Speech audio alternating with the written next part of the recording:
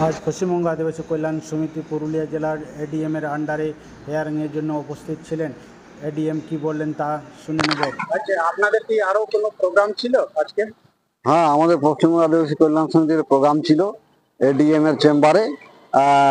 হুড়া ব্লকের একটা মরিরাম মাঝি একটা উনি এসটি সার্টিফিকেট মানে বেআইনিভাবে এসটি সার্টিফিকেট নিয়েছেন, সেটা আমরা অভিযোগ করেছিলাম। সেটা একটা হিয়ারিং ছিল জেলা ভিজিলেন্স কমিটির তরফ থেকে আর কি।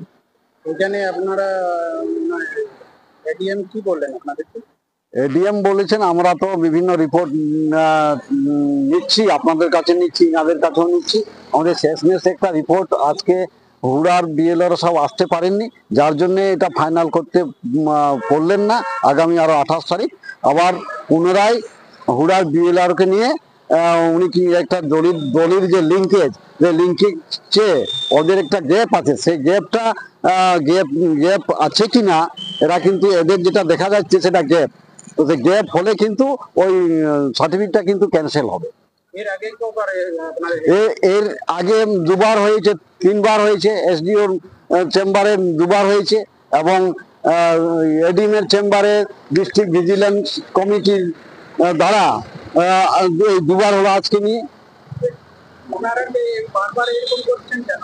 এর আগে কি ওনারা ভেরিফিকেশন করেন? হ্যাঁ, অবশ্যই করেছেন।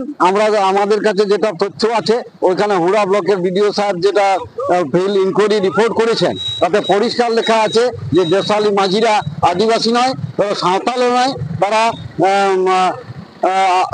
তারা এই ওটা ক্যান্সেল করতে বলেননি যদিও, তবে ওরা আদিবাসী নয় আর। আপনাদেরকে বললাম ওনারা নন, তবু আবার বারবার এরকম কেন হচ্ছে? এখানে আমরা যতটা বুঝতে পারছি, এখানে আমরা রাজনীতির যোগ সংযোগ দেখতে পাচ্ছি।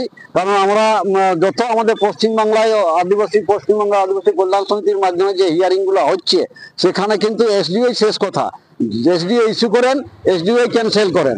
এখানে দেখছি আবার এসডিও সাহেব এখানে ভিজিলেন্স কমিটিকে ম্যাটারটাকে পাঠালো।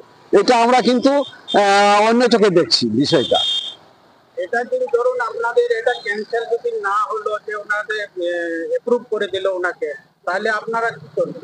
আমরা সংশ্লিষ্ট এসডিও এর এগেইনস্টে হাইকোর্টে কেস দাখিল করব। আপনার পরিচয়? আমার পরিচয় স্বপন কুমার সরেন, পশ্চিমবঙ্গ আদিবাসী কল্যাণ সমিতি পুরুলিয়া জেলা শাখার সভাপতি। ধন্যবাদ। নমস্কার।